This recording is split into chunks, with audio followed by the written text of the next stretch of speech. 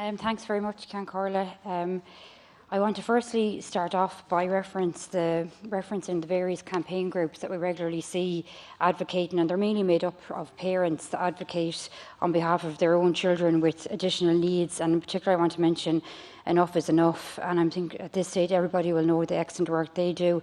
And also, as I'm going to be referenced in their survey, As I Am.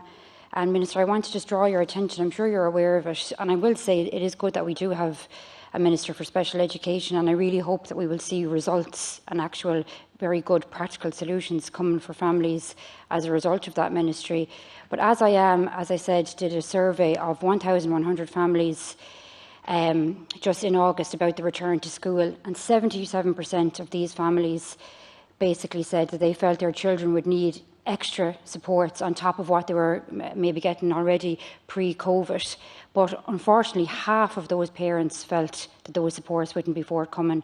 And I think it just highlights the whole area of, you know, when you have a child with an additional need, that the constant battle that you face. And I find myself saying that repeatedly, and I also find myself saying repeatedly that I feel we have a two-tier education system when it comes to children with additional needs. And unfortunately, I feel that that's still the case, because parents have to wait so long and children have to wait so long to see if they can secure a class place. And then there's the issue of transport and everything else that comes with that. And it really is not acceptable. And as I say, I hope with this ministry that we will see actual good, positive changes. I know that you referenced the July provision in your own statement.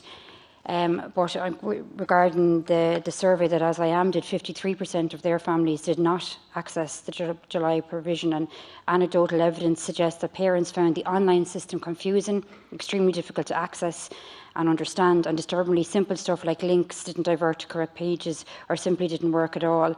So we really need to look at that, and I think in general every year we get calls from various schools and parents looking to see if the programme can be extended, and now is the time to be looking at that for next year to see if it can be extended further to other children. And I do know that some additional children were able to access it this year, but I think we can always improve on it and always make it better, basically, and get the more children that can get it, the better.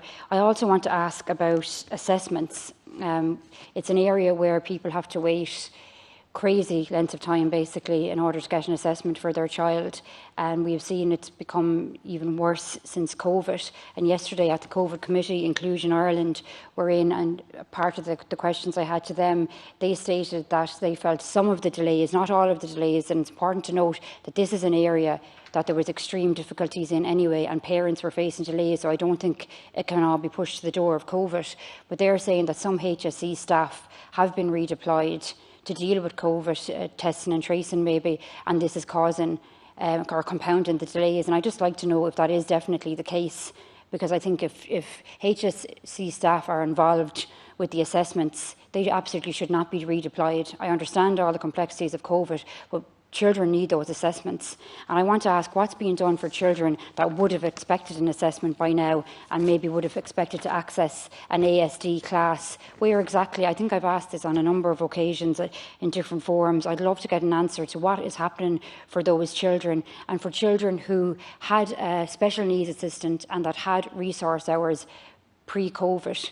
Is there a commitment there to automatically increase those resource hours, because children will need that additional support if they were getting those hours? And in regards to special needs assistants and the excellent work that they do, is there definitely going to be a relief panel or a substitute panel of special needs assistants, as we've heard talked about a lot, for the teaching profession, because that will be needed as well, and it's important that transition is done as smoothly as possible with children who would be used to a certain person and used to their routine.